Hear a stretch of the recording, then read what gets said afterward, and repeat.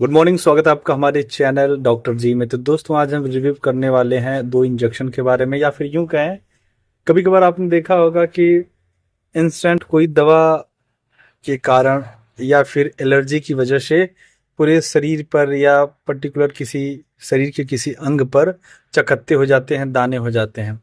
अब ऐसे समय हम इंस्टेंट कौन सा ट्रीटमेंट करें सामने वाले पेशेंट के लिए कि उसे निजात मिल जाए, उस समस्या से उसकी तकलीफें खत्म हो जाएं। उसके बाद आप कोई दवा चलाएंगे, धीरे धीरे जो भी प्रक्रिया, जो भी आप दवाएं चलाएंगे, पर सबसे पहले आपको करना क्या है।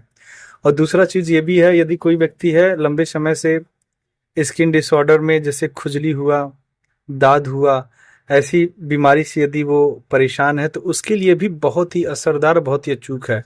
पर ये जो रिव्यू होने वाला है, जिन दवाओं के बारे में मैं बता रहा हूँ, उनकी उम्र 15 साल से ऊपर होनी चाहिए। ठीक है, 15 साल से ऊपर होनी चाहिए, महिला ब्रेस्ट फीडिंग नहीं होनी चाहिए, और प्रेगनेंसी में नहीं होनी चाहिए। ठीक है, और किडनी की जो है दिक्कत नहीं होनी चाहिए, जैसे बहुत बड़ी दिक्कत माइल में नहीं होना चाहिए, लीवर का माइल जो है दिक्कत नहीं होना चाहिए।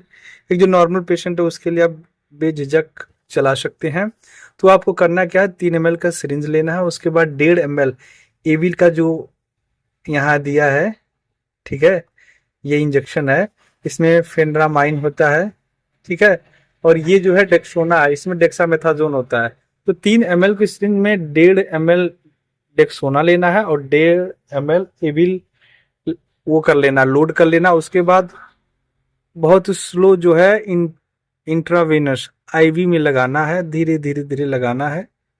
और उसके बाद 1-2 घंटे के अंदर उसे पूरी तरह से आराम हो जाएगा। जो भी लालिमा रहेगी उसके शरीर पे, वो धीरे धीरे खत्म होने लगेगी।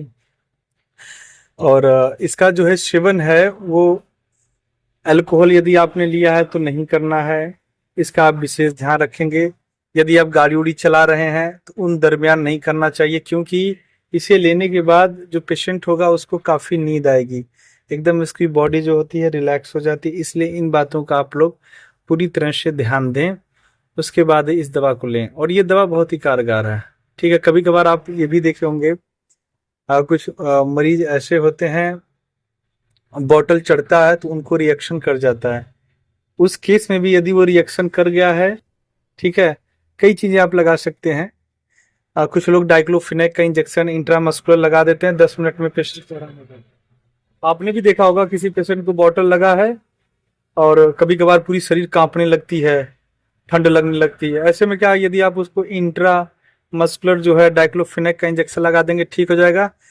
या फिर यदि उस मान लीजिए कभी कभार ऐसा भी होता है, किसी मरीज को बॉटल लगा है, ठीक है, आप इन्फ्यूज कर रहे हैं, तभी उसके शरीर पे बहुत ज्यादा दाना चकत्ता पूरा पड़ जाता है, लालिमा पूरी छा जाती। तो उस केस में आप क्या करेंगे, आईवी 1.5 ml डेक्सोना ले लेंगे, 1.5 ml फेनरामाइन जिसे आप एविल कहते हैं, उसको लेके आप उसके नसों में लगा दीजिए, 15 मिनट में वो सही हो जाएगा। तो इसी प्रकार की जानकारी के लिए आप हमारे साथ बने रहें, आप हमारे चैनल को लाइक करें, सब्सक्राइब करें। किसी प्रकार का यदि विचार है तो परामर्श अवश्य दें, या फिर यदि आप कुछ पूछना चाहते हैं तो निश्चिंत आप पूछिए, आपका भाई इसीलिए है। ठीक है, धन्यवाद।